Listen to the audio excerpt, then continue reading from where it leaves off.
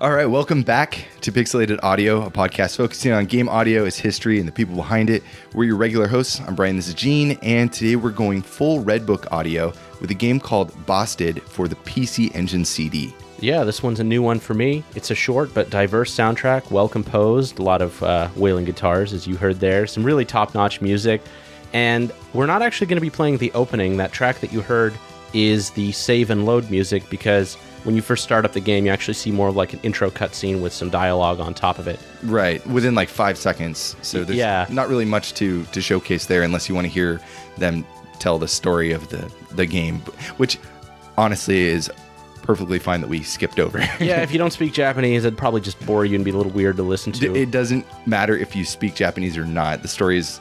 It's okay. But the soundtrack's great. Like Gene was saying, it's very diverse. There's only a few tracks because it is Redbook audio, and they only had so much space on the CD to fill with music. So there's not a lot of tracks that we're going to be playing today, but what we do have is really good. Yeah, I'm excited. I actually only just found out about it when Brian put it in front of me, because I've dug around and import stuff, and this one I'd completely never even heard of at all. It flew under my radar. I played it at some point because my save data said that they existed, but I didn't remember anything about it. And it wasn't until a week ago that I actually started playing the game. I got about halfway in, which is pretty far considering, it's a action RPG kind of game. So, yeah, I had a lot of fun playing it though. And I think that going through the soundtrack today is going to be a lot of fun. So real quick, Basted is a action-adventure game set in a fantasy world that was released exclusively in Japan for the PC Engine CD, specifically for the Super CD-ROM, ROM, you know what I mean? Yeah. CD-ROM 2, which meant you needed either the Super CD-ROM 2 system or the Super System card for your system. It was released on October 21st of 1994, kind of midway through the life cycle of the CD-ROM, and it was published by NEC Avenue, which was a development branch of NEC. The big thing I didn't know about NEC Avenue was that aside from publishing a huge portion of the PC Engine or CD-ROM game library, second to Hudson Soft, And also their abysmal logo. Did you see that? It looks like they put it together in paint in like 5 minutes. Yeah, it's pretty bad. They were an avid publisher of video game music soundtracks, which attributed to about 10% of their business.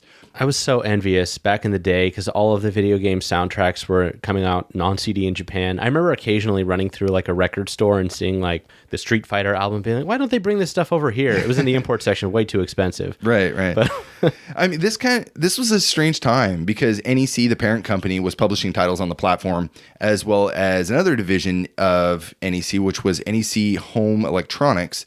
And they must have thought it was strange too because they ended up merging a lot of their development divisions to form NEC Interchannel in 1995.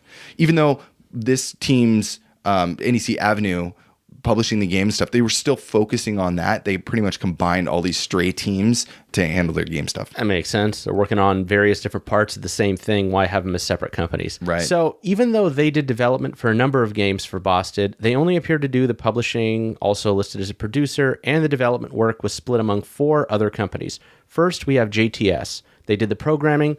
They were a small group that worked on about 5 titles, at least under this name, and all for the PC Engine or CD-ROM attachment.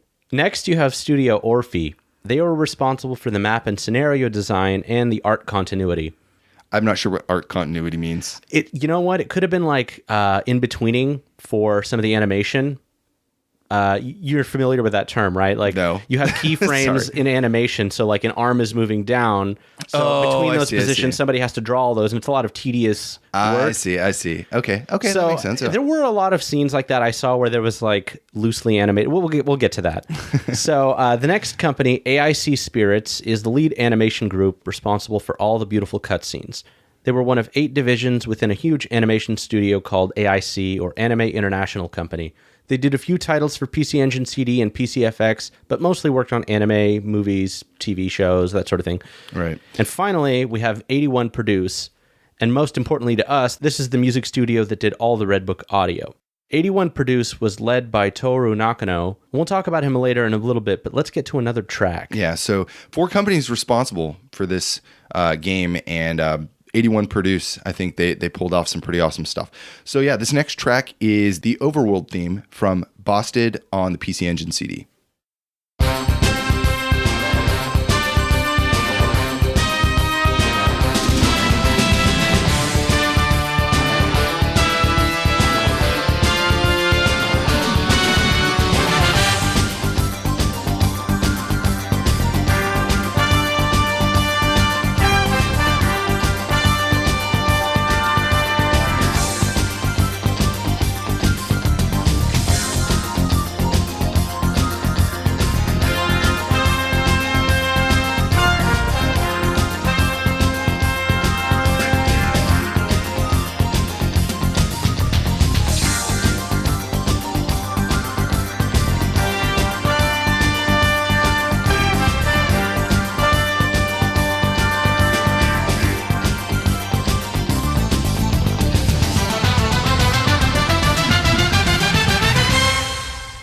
That was the Overworld theme, composed by 81 Produce and directed by Touru Nakano for Basted on PC Engine CD. I really like that track a lot. It's a good track. It's very short, and the odd thing about this one is that you're going to hear it all the time. This is constantly playing when you're not in a town or in a battle and or in a cave or something. And it's a minute long, and that ending is so stark that when the song starts over, because it has to repeat, it doesn't blend into the next loop. You know what I mean? It doesn't blend into its starting point. So it's very abrupt, and then the track starts right back over. Now, this is easily overlooked because there are a lot of battles in the game, so you might not even make it a minute without getting into one. But there was times that I noticed like that stop and, you know, the start over, and it was a little distracting. I did like the horns a lot, though. When I first heard it the first time, I was kind of expecting it to be a pretty guitar-led track, but there was a lot of cool elements. There's the wah-wah guitar, obviously the big horns and the lush synth pads and strings. You know, when I hear this track, it reminds me, and maybe it's because I still have Gabriel Knight on my mind, but it sounds kind of like something I would hear, like, I don't know, French Quarter or something, and I don't know. This is an odd story, but I was just at a friend's house, and they were their grandmother has a Four Brothers album, which he had just recently produced with them. And it was one of their original ones from like the late 50s or early 60s. I'm like, I know them. Why do I know them? Oh, right. Oh, God. From this show. Yeah. And it was also produced by 81 Produce. No, I'm just kidding. But yeah, great track. Yeah. Nice classic driving energy, nice overworld theme. Really, really keeps the adventure going. Yeah.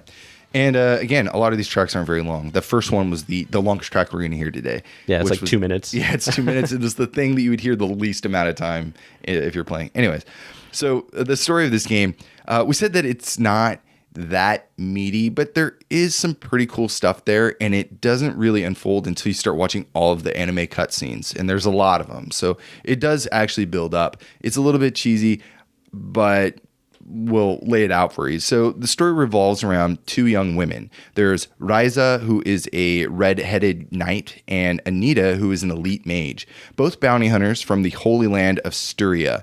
One day, the women are tasked to clear out a nearby forest of monsters by the locals of their village, and after fighting dozens of monsters, they run into a strange man in the middle of the woods. He takes a look at Ryza's wrist and proclaims that the jewel she's carrying is a sacred treasure known as Basted, and that could bring his kingdom back from despair. The next thing you see, the world... Real quick though, why is she wearing this and how did she get it? They don't explain that. Doesn't matter. It doesn't. I had to bring that up. The jewel's just some MacGuffin. As these things always go. So the next thing you know, the world around Ryza and Anita begins to flash, and the girls find themselves transported to a new kingdom or a new land. They head over to a nearby town and learn that they've been brought to the kingdom of Marisoon. They encounter the man from the forest again and learn that his name is Kine, the only surviving knight from Marisoon which has been wiped out by the Empire, led by the story's main antagonist, Largryme. Kine then takes the girls to his hideout and introduces them to the princess of the kingdom, Lahani, who now lives in exile. Then, after a lengthy chat, the four join forces and head out to take on Largryme in hopes to restore the throne as well as the kingdom. There's a lot of unexplained pieces to this story, but as the story goes, and I think the anime is so well done that you start kind of liking these characters, actually. I started finding myself kind of into it and liking this game a lot more than I ever expected I would. The game isn't very great. The game really shines from its production work, and we're going to talk more about that in a little bit. Yeah. So this next track we're going to listen to is the town we just talked about, the town of Marisoon. So let's take a listen, and we'll be right back.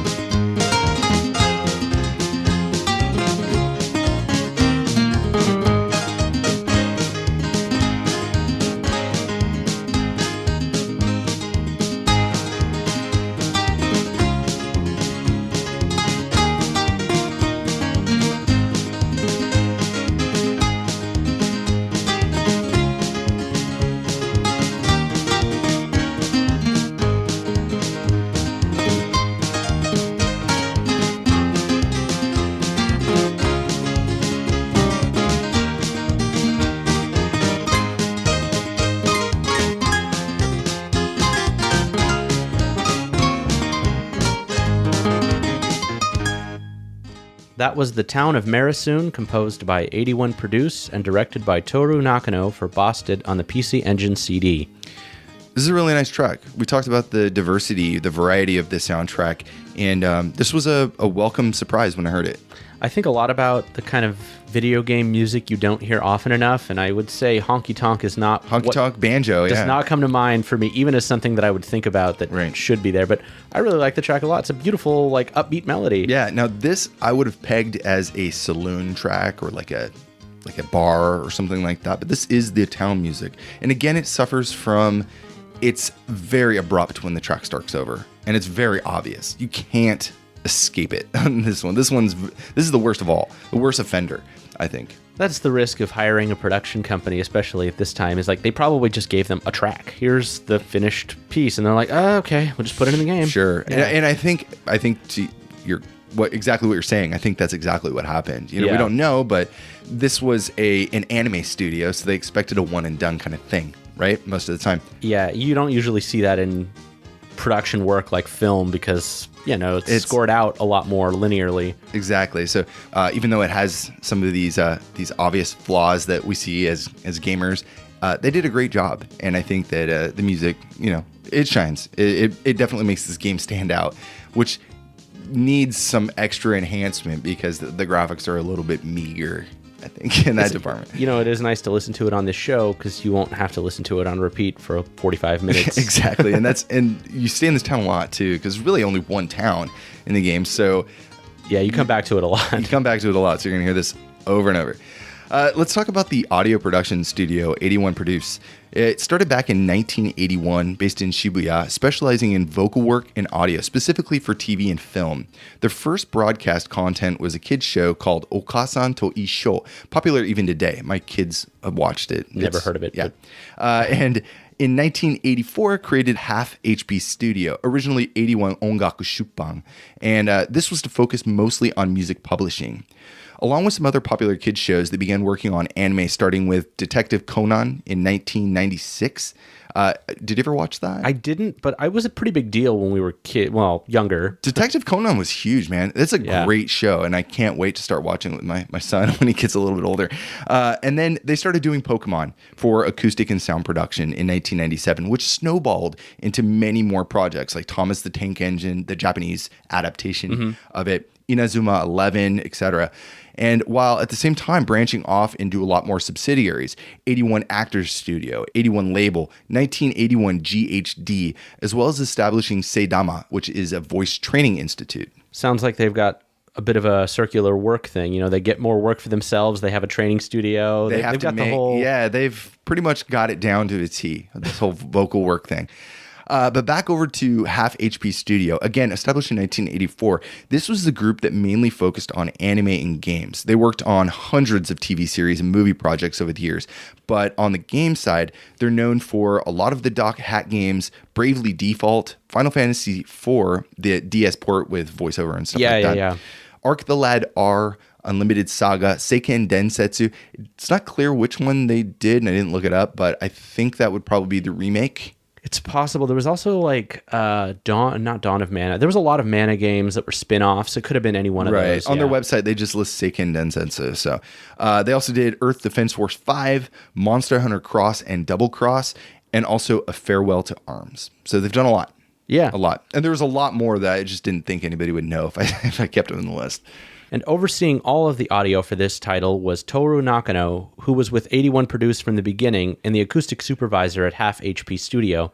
He's directed audio for a lot of anime and game-related projects. He's not really a composer, but more like the bridge between music and programming, so more like a producer role. Right. He's worked on Police Knots as a sound producer, the sound director for a few of the Dot Hack games, Chaos Rings 3 as audio director, and Ashura's Wrath as the recording director, which is a little bit more recent. Right. He actually has a ton of stuff under his name, but it's more like studio coordinator, and he's done pretty much anything in the audio space this guy has worked on or overseen or been in charge of. He has his foot in every aspect of the vocal and audio work side of things. We talk a lot on this show about composers, sound designers, and all this stuff, but just synchronizing audio, getting all of that together for a recording session is a lot of work. So props to this guy. Yeah, we could barely make it happen for just two of us. Add a third guest in there, it's like disaster.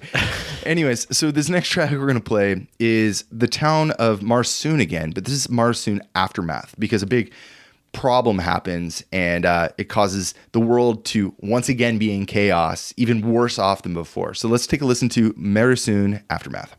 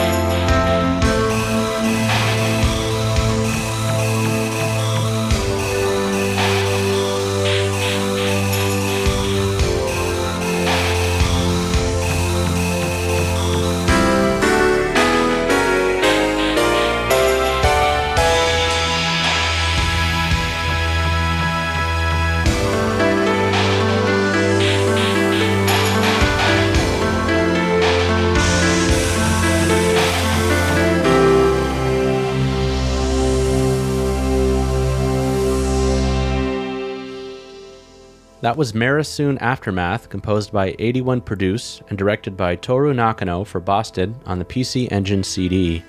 Yeah, so this is a really great track, and I swear I'm still hearing Gabriel Knight a little bit in there, but the way it starts off, and you saw it too. I know, I felt it too. Is this the Bayou? Yeah, that's going to continue to echo through our show for some time.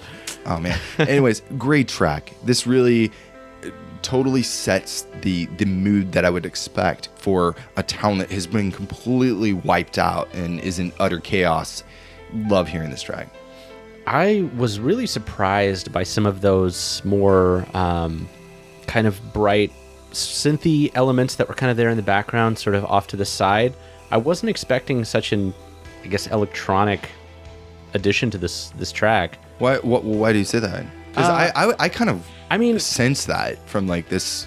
Well, okay. I was guessing it was going to be a little bit more just purely acoustic, and there was just some of these like kind of cool stuff going on. Yeah. And they had that really like evasive synth in the back, just kind of keeping this eerie, dreadful vibe going to, which is such a contrast to that bar kind of honky tonk music we heard from. Well, yeah, the distorted percussion that comes in is totally like 180 from that honky tonk thing. Yeah. This is more not even about the town. It's more about just like the general mood of everyone, you know.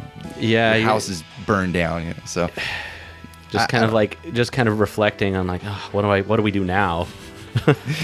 Well, we talked about this game has a ton of battles. So let's get into our first battle track. This also plays during the player select before the battle. So it starts off, you get to choose your character, and then you're going to hear this battle, and you're going to hear it a lot. So let's take a listen, and we'll be right back.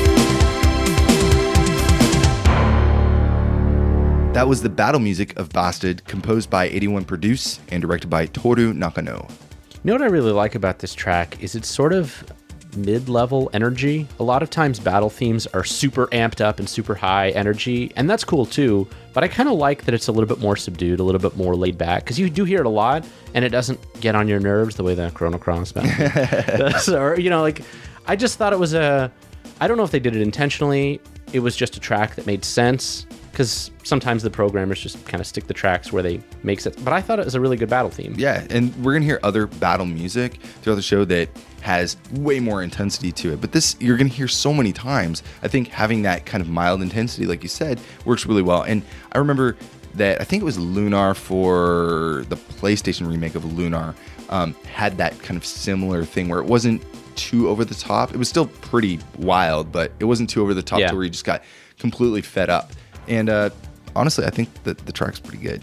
Yeah, those just those big chords on the piano really feels so good. Yeah. So we haven't talked about the gameplay yet. It's somewhat like a simplified action RPG. I said action RPG earlier, not really an RPG. There's no elements that would strike you as an RPG, even though it's kind of like one in sheep's clothing, if that makes sense. Yeah, I watched the playthrough of this. It's weird because you do go into that pocket dimension battle, right? You go to a separate screen to fight, but it's not. It's real time. Even looking at the overworld, it just looks like Final Fantasy 1 or something, like an early Final Fantasy game, maybe Final Fantasy 4 even. Yeah, maybe. It's even a little less detailed than that, actually. Big time. They were not doing a great job in the graphic department, for sure. I mean, the anime cutscenes are spectacular, but the gameplay itself, the part you control, is pretty hideous, and there's not a lot to it. It's plain. It's not hideous. It's just not that exciting. Okay. Fair enough. So it's not really an RPG, and it's not really an action RPG except for the battles, I guess. Yeah. You don't have any levels. You don't have any upgrades. You don't have weapons. You don't sleep in inns. You don't have money. Nothing like that. So it's not really what I first expected. And I was kind of surprised that none of that stuff was going to happen. You typically walk around maps encountering random battles and eventually visit a few locations over the course of the journey, like fields, caves, mountains, towns, all the exciting stuff. Yeah, and a castle.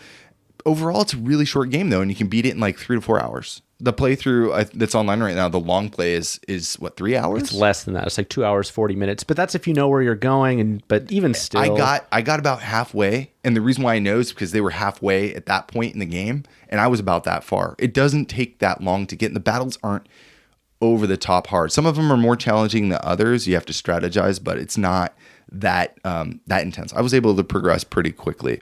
You can walk around a field. Enemies will come out and attack and appear in groups of like 3 or 4. On the common battles, depleting an enemy's health will cause more enemies to appear until all of them are defeated. Battles feature short voice clips, like Anita and Liza will kind of say a few things, sometimes some funny banter, sometimes something more serious, and then the battle will start. And you get to choose between the characters for who you want to bring into battle. Yeah, so before every battle, you can choose between Riza or Anita. Riza is more of the combat-oriented one, or the melee-oriented one. She is the knight, technically. Right, she has short-range sword strikes, dragon-powered charge attacks. Anita's more the magic user. She has standard attacks where she fires this orb out. She says elite mage. Oh, elite mage. And she says that, and the reason why is because one of the cutscenes, Liza says, "Oh, you're just a magician or whatever," and she's like, "No, I'm an elite mage who went to a school." And she corrects her very quick on there. So in addition to the health meter, as I mentioned, you have a power meter, which doubles as a charge meter. Charging up and releasing will result in one of several attacks depending on how long you charge. So you can actually release it when it's like halfway charged and you'll get like a medium strength attack. Right. Fully charged is like the ultimate attack, which is usually like a homing something or other. The homing balls. Yeah, I mean, the game is so not about the gameplay that they made the fully charged attacks homing, so you could kind of not really focus on the battles that much. Yeah. There's a little bit of strategy, but it's really, you're going to get through the game. You're going to see all the cutscenes. That's what this is about. Right. In fact, some of the battles are kind of, I could tell the AI was done so poorly because if everything's kind of on a up and down grid, there's not really like a diagonal movement of your character. So in a battle, even the bad guys or the bosses or whoever can't figure out if they need to move left or right. So they'll kind of like squiggle like pixel by pixel left and right down. It's so strange. And you can attack them when they're doing that because it takes them a long time to move diagonally. But again, it's not what you're here for. No. Yeah. So the major boss battles are typically one-on-one and usually against other human opponents. So they have similar characteristics to you. They'll often have the ability to charge attacks and do more powerful things. And they're usually about the same size as you. So it's sort of an evenly matched kind of thing, except for like the final boss, of course. Right. But, the battles, we joke about it being kind of cheesy, but they're not that bad. No. They're just enjoyed simple. it. Yeah, I enjoyed it. Yeah. And it doesn't get to be where you get into a battle because the game, the locations are small. The map is very small and there's not a lot of locations. In fact, I probably counted 20 different scenes in the whole game that I can remember. So there's not a lot there, and you're not going to be traversing. I think we talked about in the beginning when you meet up with Kine, the time you get from the start in the beginning of the forest to where you meet up with him is like literally 30 seconds. You might get into 2 battles in that time. Yeah, you watch 2 cutscenes on either side of that, which are almost as long as the time it takes you to get to the to the next scene. Exactly. And the other thing that's really nice about this game is it features a lot of humor. So that's what kept me kind of going back and wanting to keep watching it and seeing where it goes. And it feels like, in a lot of ways, playing through an episode of a mid-90s anime. That's what everything about it. Like, if you grew up in that era, I wrote in my notes that it's a lot like Slayers, if you ever watched that show. I didn't watch a lot of it, but it's kind of got that, it's fantasy, but through the eyes of somebody who's clearly like a 90s designer. So right. And I think there's some intentional jokes in there by like the programming team. Maybe, I don't know, like there's an inn you can never sleep in. Like, it's just there and there's no reason, but you actually have to go to it a lot, but you never actually stay there. And you can't really talk to anybody on like saving your game or anything because you can save anywhere. So I was just, it's just really strange. There's also, at first, so when I was playing this, I had no idea this game had some adult content to it at all. And it does. A little bit. I mean, a moderate amount. Look, in the 90s, you never got to see like woman half naked, in a game without there being some kind of censorship or something. It's all exposed. It's like not even. I mean, I'm an adult, so I'm okay with it, but I'm okay with it. I didn't come in here for this. But I didn't expect it for a PC Engine CD game at all. There's like a flirty strip club scene where Anita is all shy and embarrassed, and then Liza's like whatever, screw it, and she's like blam, and it just but it's all like PG. It's all PG. And it goes by pretty quick. So it's not really, again, not the focus of the game or anything. Yeah, like there's a side quest with this like pervy old man who asked for it was like a bromide or something of naked women. There's an onsen scene. There's all sorts of. There's something for everybody. There's something for. But yeah, fun game. So let's get into our next track. This is the Ruins of Marisoon Castle. So let's take a listen. We'll be right back.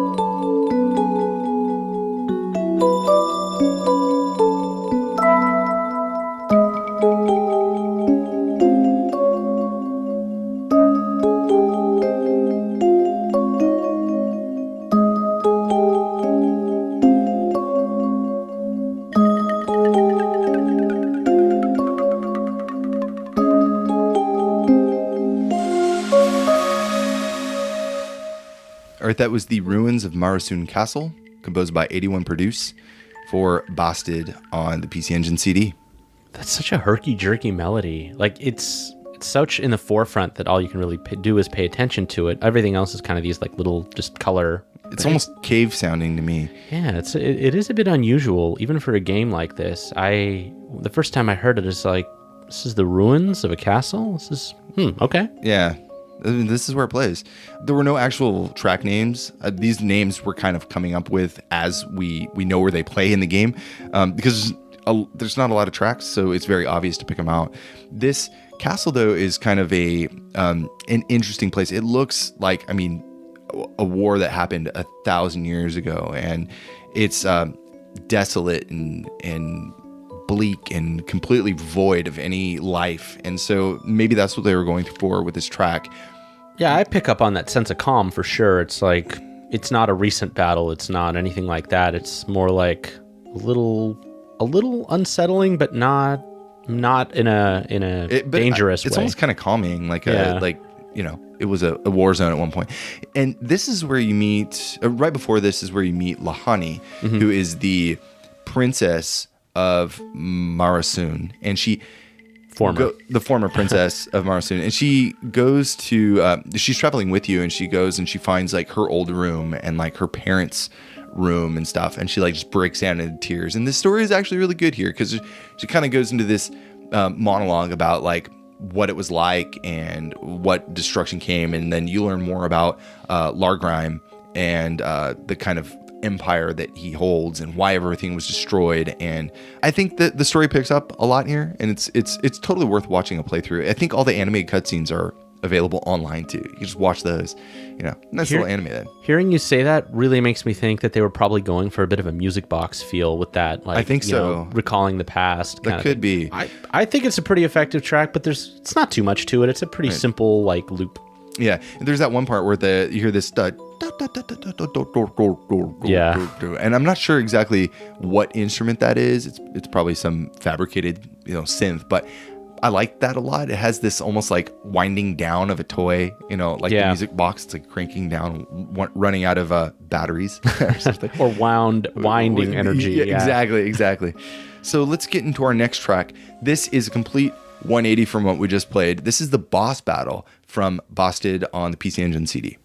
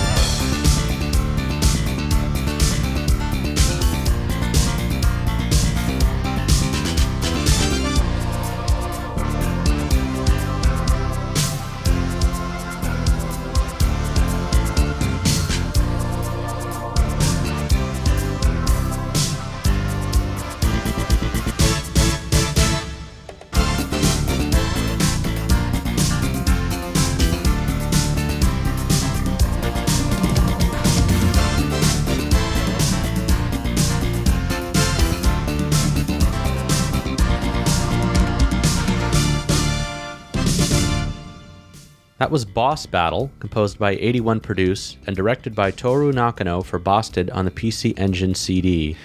Wow, what a great track. When that first drop comes in, I'm like, all right, here we go. Yes. I first heard this too. I was listening on my desktop speakers that are pretty loud in the evenings. I turned it up pretty high. I was playing it, I was like, man, this is Boss Battle is kind of mellow. It's not hitting all the notes that I would expect it to. And then all of a sudden 30 seconds and then you get that blast. Ba. Yeah. Oh, dude, it's off the hook. This is the track. So good. I know for a fact that evil bosses are powered by fatty bass lines, so this is just a JRPG right in there. Oh god. So we talked about the graphics a little bit. They're not really. Look, you're not gonna play this game for the graphics, but you might enjoy it for the cutscenes. The battles, though, amp up the on-screen visuals a little bit more. The characters look more like kind of a 16-bit JRPG. Yeah, sprites are a little taller and right, and the enemies and stuff have more depth to them. They actually have they're larger sprites, so you have a lot more that you can work with shadows and lighting and stuff like that. The overworld itself is just very, very plain. And I compare it a lot to Final Fantasy 1 because that's what it looks like. Yeah. The tiles that they use, they don't blend together. So like trees and stuff are just kind of overlaid over other things. Shrubbery, hedges in town. They're just squares, And it's got that same thing where the map screen has like really simple squat sprites, and then in the battles they're a little taller, a little bit more detailed. There's more frames of animation and that kind of thing. I mean, obviously, because you have all the attack animations, everything there. So the battles are definitely probably what the average level of the game should be, but it's fine. It's 3.5 hours or whatever it is. Yeah. So, and the battles, like I said, they're actually pretty fun.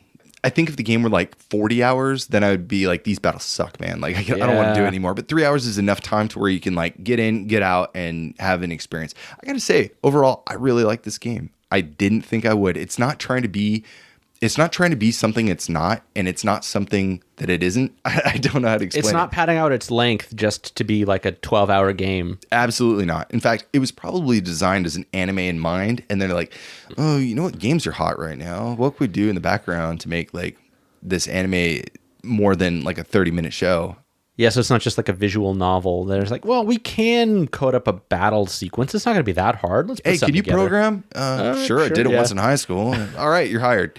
It is a competent game. I mean, there's nothing like broken or bad about it. I would recommend, even if you guys overlook the Japanese, if you don't speak Japanese and you just want to play it, like it's totally worth playing. I think from our description, you can go in, know the story for the most part, and kind of piece it together. I think it'll make sense. I don't know. Do you need much help finding the next sort of waypoint or person to talk to, or is it pretty easy? it's pretty easy for the most part. There's not a lot of people. Yeah, that's true. So, But yeah, you talk to people enough times and they'll start repeating things and you just go on to the next one. I ended up doing like pretty much like half of the side quests just because I didn't know where I was supposed to go. And I was like, I'll talk to this guy. Oh, I repaired her violin. And that's in here too. Do you want to hear the violin theme? It's like, sure.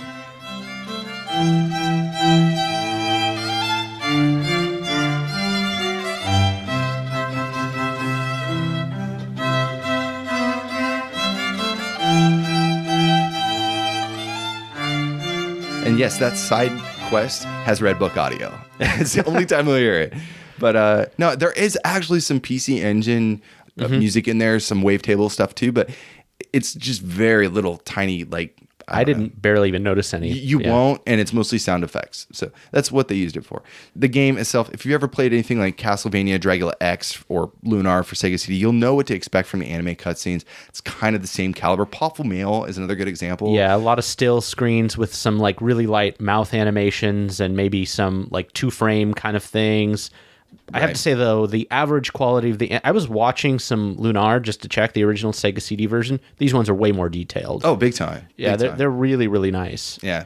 And when you get into the remake and stuff, that trumps this. Of course, yeah. But, I mean, those were around the same time, like 93, 94. 94, Actually, I think that was 92. I think 92 was Lunar, yeah. Yeah. So... I think, though, it's still worth playing this. And again, this is mid-cycle into the PC Engine CD-ROM attachment lifespan. I think think even a little late, actually. 94? 94, but they were still making games until like 97, 98, I think. I think there's still stuff. That sounds about right. Yeah, I think even 99 they had a few games. Wow. Yeah, there was Death of the Brain in 1999. Huh. I didn't know it went on that long. Well, as we were saying... You do see a lot of anime cutscenes. Pretty much anytime there's a new character introduced, there's a boss, there's an event. I mean, in this 3-hour playtime, a solid 40 minutes has to be cutscenes. Yeah. It's pretty heavily skewed in a good way. Yeah, and it's very clear where the budget in this game went. It's all towards anime. That's where the voice acting, the music, the anime cutscenes. I honestly, though, I feel like they spend it in the right place. I would have done the same thing. Totally. So let's get into another track. This is The Palace, composed by 81 Produce.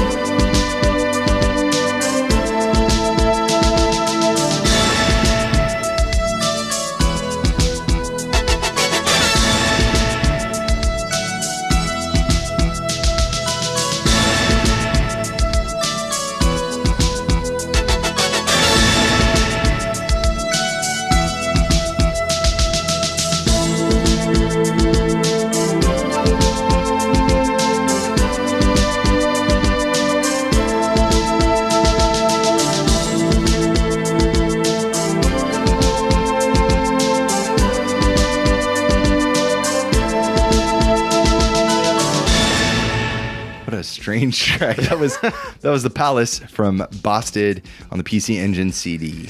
That track just tells me I'm sorry, but the power of love and friendship is coming its way up the tower. You're just gonna have to deal with it. Power of love. I mean, that's how these things always end, right? That's the only way you defeat the evil is through the power of friendship and love. Oh my god, what a funny track!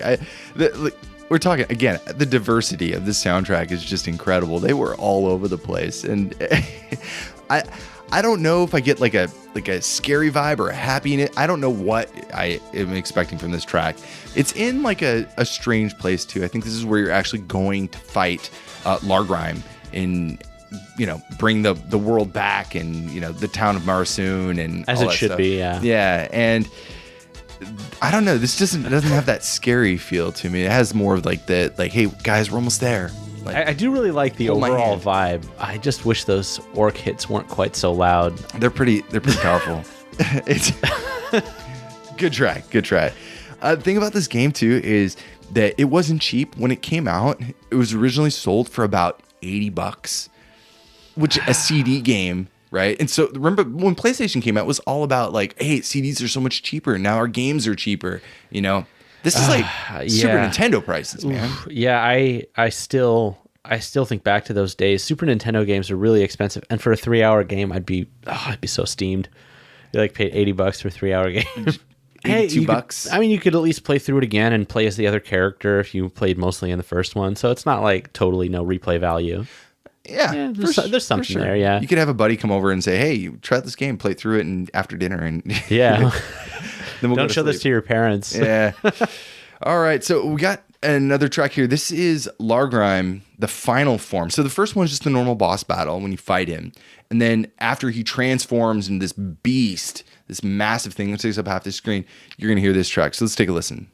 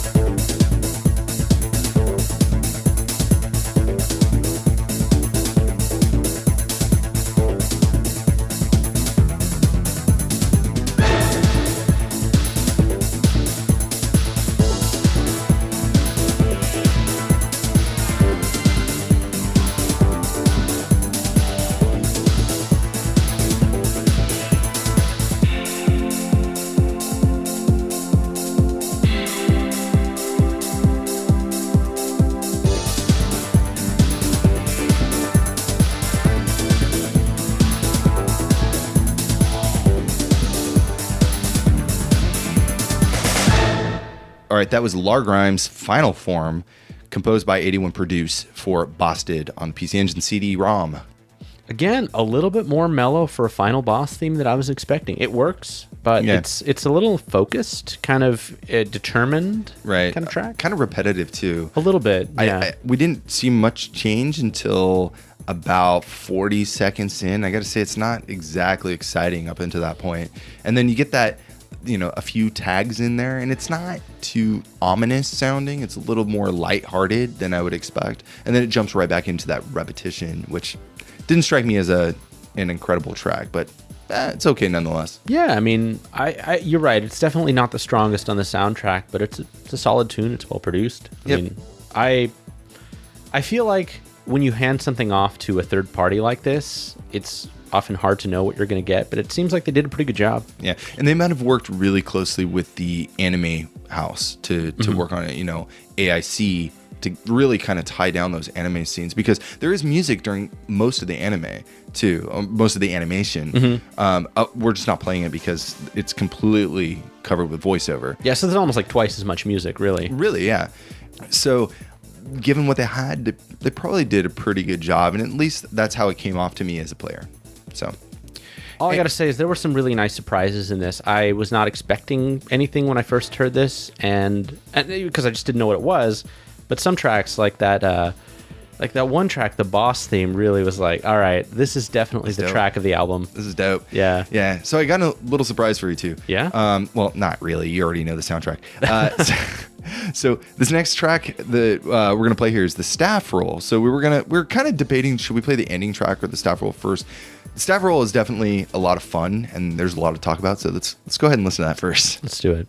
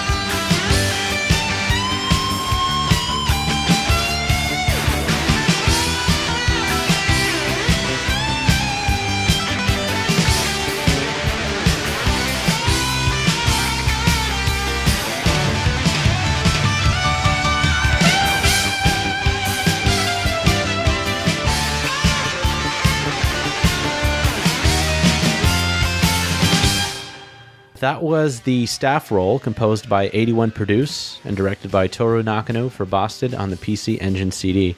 It's a pretty wild staff track. That's a good way to end the game, right? It's like, it's the kind of thing you'd hear from T's Music. Or, totally. In fact, when I first heard this, I was like, oh, it's T's Music. And then I looked. There's some tracks in here that don't match don't fit the bill. But it really struck me as that. And when I saw it, I was like, oh, okay, 81 Produce. I know nothing about this company. So very, very cool track. And they just let that guitarist go to town. You know who we're missing in this track, though? Who's that? Kenichi Shinzawa. Yeah. We could use a nice chops. key solo in there. And oof. He was just getting to the beginning of his career, so he hadn't joined forces with all of the the music houses at the time. Should we take this home? Should we wrap it up? Yes. So, the game overall, we talked about it. I really liked it. I suggest you guys play it. Gene, you played just a little bit of it, but you watched most of the playthrough, though, right? I watched through the entire playthrough. It's honestly, if you've got a few hours to spare, you want to listen to some good music and play a pretty easy game you don't have to think too hard about. This is a good option. Totally worth it. So today we covered Basted on the PC Engine CD-ROM, composed by 81 Produce, and we talked about the direction by Touru Nakano. Very cool soundtrack, and hope you guys enjoyed it. Yeah, it's too bad we couldn't get a little bit more detail on the actual musicians that did it. I mean, I know it's a production house, but sometimes they'll list like the guitarist, the trumpet. You know, they'll list these guys out. I couldn't find anything. Yeah, it could have been just studio guys, just kind of came into the recordings or whatever. Yeah, hey guys, we got an hour. Cut this album. Yeah. Should we loop it? No, definitely not. No, just the one time through. One time and make it an ending that they won't forget. Anyways, yeah, so if you want to know more about the show, you can check us out online at pixelatedaudio.com for the show notes and our track list. We're also on Twitter at pixelatedaudio. So if you guys like the show, leave comments on the site, feedback, iTunes reviews are always appreciated. Anyway, come talk to us on the Discord channel. Whatever you want to do, we're open to any feedback.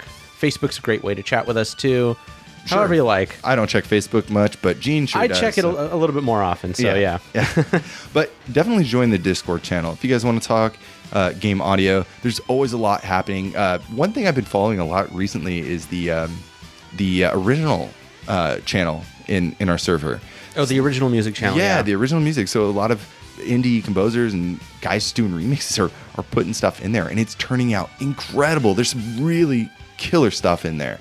And so, join in, chat with us, post your music if you write stuff, and we'd be glad to have a whole discussion on it.